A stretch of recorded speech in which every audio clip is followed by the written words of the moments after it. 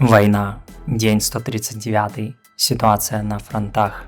Обмен ударами продолжается с пометкой, что чрезмерно централизированная российская субординация, использующая архаичные системы связи, сейчас явно в невыгодном положении. Настолько, что после потери около 30 плюс складов боеприпасов и горюче-смазочных материалов, плюс не менее 5 командных пунктов из-за ударов украинских М142 «Хаймарс», «Цезарь» и другим современным вооружением за последние 2-3 недели, жалобами в российские социальные сети вскрываются все возможные слабые места не только внутри командной структуры, но и в отношении вооружения и логистики. Воздух.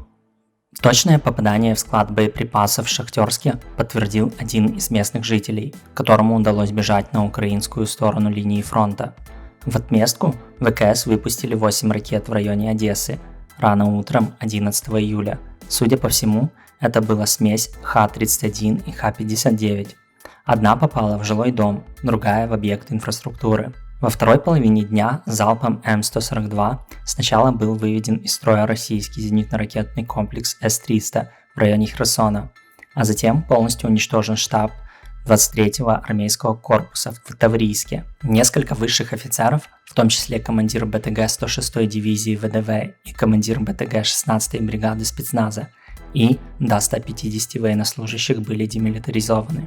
Вечером еще один залп взорвал еще один склад боеприпасов в Новой Каховке, и еще один попал в депо в Херсоне, вызвав массовый пожар. Эта деталь с С-300 может свидетельствовать о нескольких вещах. Во-первых, получается, что удар «Хаймарс» начинается с выведения из строя ПВО России, защищающей реальную цель. Что-то вроде подтверждения этому смесь слухов и жалоб на неспособность этой системы перехватывать «Хаймарс». Точнее, перехватывать может, но вот с залпом из 6-12 ракет не справится. Он сбивает максимум 2-3, но остальные его уничтожают. Сегодня рано утром в Николаеве пострадали 2 медучреждения и несколько жилых домов. Восток. Харьков продолжают обстреливать. Вчера удар пришелся по жилому дому в центре, а затем по ТРЦ. Минимум 6 мирных жителей погибло. Южнее, в районе Изюма, российские войска снова пытаются перерезать железную дорогу на Славянск, а также зайти в тыл сильно укрепленного Краматорска, атакуя таким образом Курульку. Атаки россиян на Краснополье и долину были отбиты, а вот из Богородичного украинские войска скорее всего отошли на ближайшие холмы. Бои за Белогоровку продолжаются, и, судя по всему, село оспаривается. Далее россияне атакуют Верхнекаменское и Спорное. Ситуация в Бахмуте была невеселая последние 2 дня.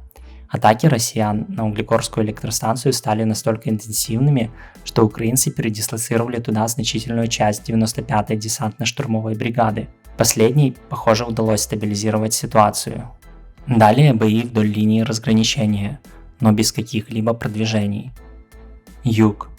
Подтвердилось освобождение Ивановки на севере Херсонской области, хотя об этом было известно еще на прошлой неделе. Сейчас поступают сообщения о освобождении Киселевки, хоть и неофициальные. Снова что-то взорвалось в Чернобаевке, но вряд ли для кого-то это новость, кроме россиян, которые там взрываются. Видео сделано на основании отчета австрийского военного аналитика Тома Купера, карт Натана Рассера, карт War Map и карт Life UA Map.